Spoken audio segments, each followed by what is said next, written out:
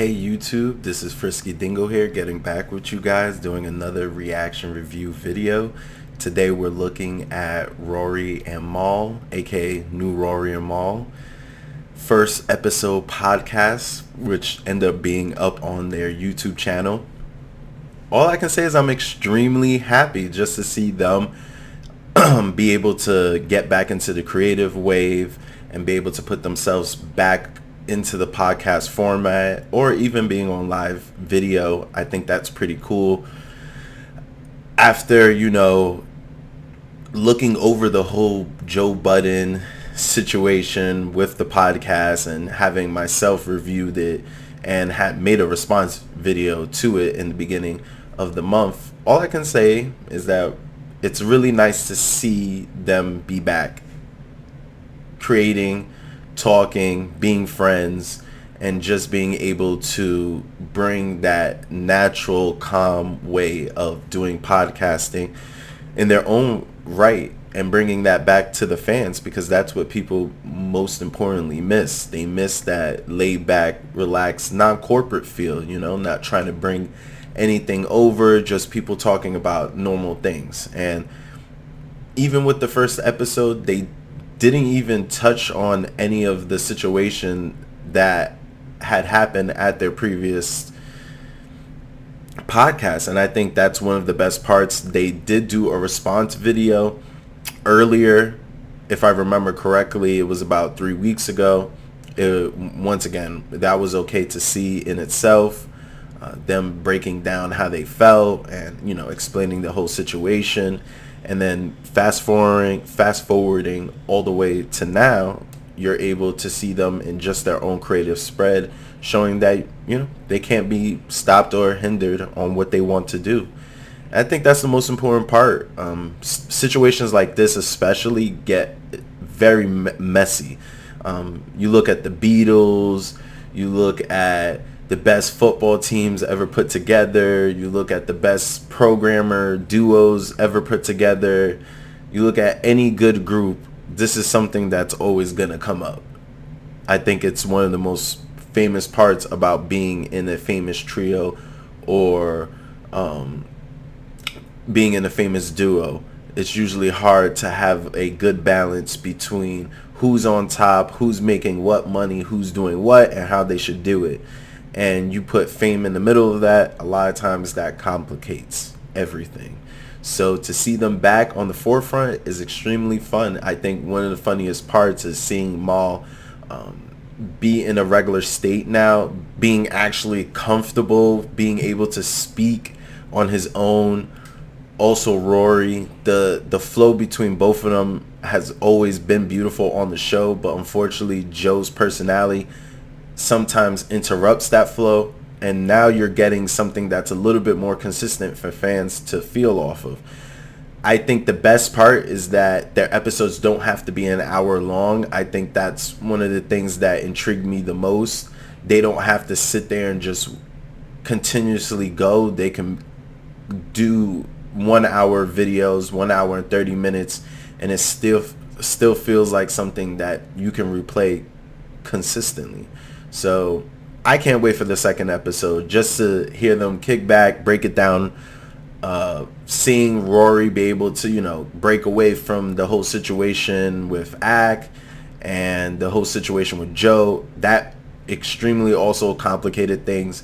And you would think, in this situation, a person would, take their time to bounce back. But as you can see, the fruits of their labor are consistent, and the way they speak on themselves and the whole situation is very consistent, because it's obvious that they want to get their message out there that this is who they are and they could continue this, and they don't really need anyone propping them up. And I think that's one of the most important messages, because I think Kanye West said best, one man can't have too much power, all that power. So one man can't have all that power. So unfortunately, it's not a good situation for Joe. I think that's going to be the outcome. I do see through the response of his videos that he's been dropping that the fan viewership has dropped significantly.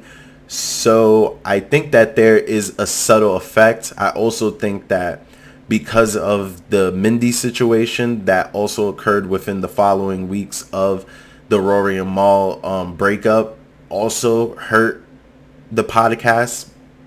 I don't think anybody talking about sexual assault or anything like that is going to be good for the brand. And that being said, Joe unfortunately is in a tricky situation. He has to move forward in a way that takes accountability, especially in two different situations where it's the same exact idealization. Joe creating a narrative to hold. And unfortunately, when that comes to business, when you're at a certain point, you don't get that type of drawback. Working at a famous Fortune 500 company as myself and dealing with CEOs and their executives, in my own experience, being able to not talk to a CEO is exactly what a CEO's job consists of also. So a lot of these people, they get away with the things they do because you will never see them in the day of light.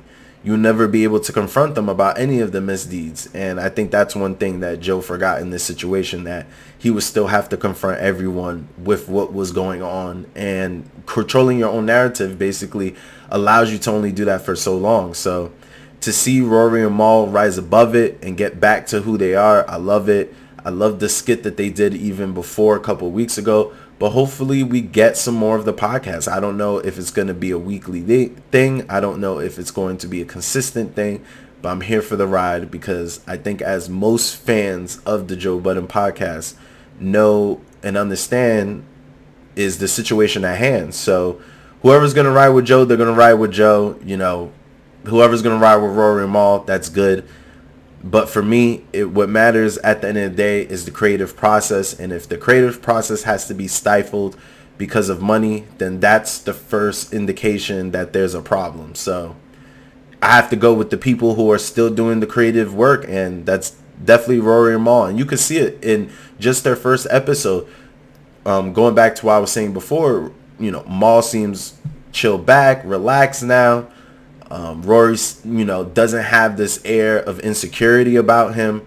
When they were on the show together, that was a big thing that happened a lot. A lot of times Joe would make them feel insecure while talking about subjects, bringing up information that sometimes, shouldn't be brought up. And that kind of stops the flow of things. People start to put their guard up like, okay, maybe I can't say this type of information or talk about this type of thing in front of this person who's supposed to be my co-host and or friend.